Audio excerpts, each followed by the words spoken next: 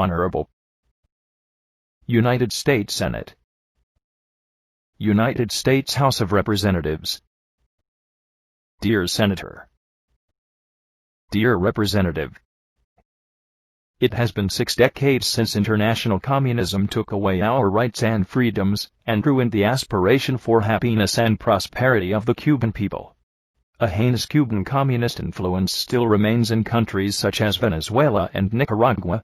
They are currently pushing their way into Brazil and Chile, threatening to undermine democracy. Their goal is simple: they want to buy more time to prevent the seemingly inevitable, the fall of communism and their political power.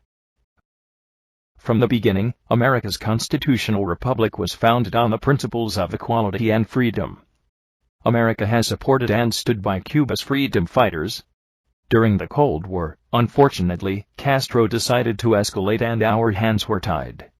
Despite the resistance many Cubans offer, we have overwhelmingly been imposed a single philosophy for the last 61 years.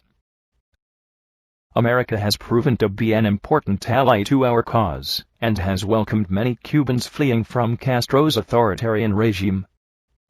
Today around 1.5 million Cuban Americans are actively engaged in the economical and cultural progress of this great nation. We deeply appreciate the financial contribution from the American people, that generously, through their representatives, have supported the cause for a democratic Cuba. Our request today is inspired by USAID Director, Mr. Mark Green, when he expressed that the purpose of foreign aid is to end the need for its existence. Your Honor, we are at a crucial time in history. Despite the Castro regime's effort to control the region, the Latin American Alternative Trade Alliance, ALBA, is no longer able to sustain the collapsed Cuban economy, and without a feasible way out at midterm. Therefore, it is expected that they will look for alternatives that contemplate getting loans from financial institutions in the United States. For that purpose, they will try to manipulate the American public opinion in topics such as immigration, healthcare and others through surveys and organized events. They will also try to find political and economical allies inside U.S. that will help them reach the media and lobbies to press government officials and legislators to lift restrictions and sanctions. Their whole purpose is to extend their survival, not help the Cuban people. We are convinced that the Cuban civic society is the only one that can take its fate in its own hands and lead the charge to initiate the necessary changes to our government.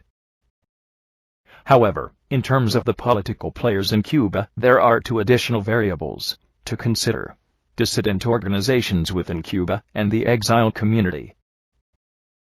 The first are exhausted as a result of years of repression. Dissident organizations have been overwhelmed by the regime infiltration and isolation, and challenged by economical difficulties. Unfortunately, that translates sometimes into assuming positions that instead of keeping the fight alive only bring partial or unviable solutions in order to reach democratization. On the other side are exiled opposition organizations. Such groups have lacked historical leaders and become divided by manipulation, settling on demands to become the center of attention. This has not generated any true change.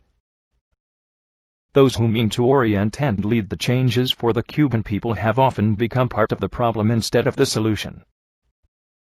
In order to make our efforts more effective, and to reward U.S. investment and cooperation, we would like to make a proposal. 1.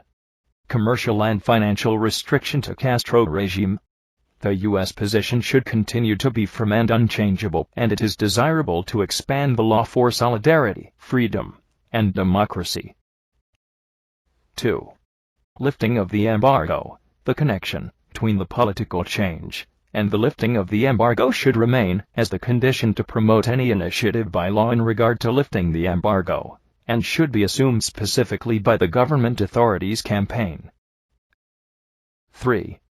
International financial organization. Maintain the veto on Cuba regime's participation in financial institutions such as Inter-American Development Bank, World Bank, and International Monetary Fund. 4. Funding for political activists. Condition the government funding access assigned to political opposition groups based on common goals and actions between all the beneficiary and measurable aspects in order to control such funds, without assigning direct financial support to specific dissident organizations. Your Honor, only by giving the leading role to the people can we end communism in Cuba. The past 60 years have proven that our actions have failed in this regard. We do not think it is honest to continue on this path without coming up with new viable alternatives with the common purpose of liberty and democracy for all Cubans. We want to honor our commitment to the cause for liberty with the purpose of unifying all exiled and dissident organizations inside or outside of Cuba. Common goals and solutions will finally lead to civil mobilization for justice, truth, and triumph over indecent Castro communism. It is our responsibility to look towards the future. We understand that we need to coordinate and unite our patriots to finally overthrow the yoke of authoritarian-led communism to usher in a new generation of Cuban democracy and prosperity. We are aware that only with your help can we travel the path towards democracy. Alone, we cannot achieve our dream of a democratic Cuba. In that sense, we appeal to your sense of understanding for freedom, and that it should be an inalienable right for all people regardless of religion, race, beliefs, or political views. Best regards. Board of Directors of the Roundtable of Cuban Union. Jose A. Pimentel Capote. President.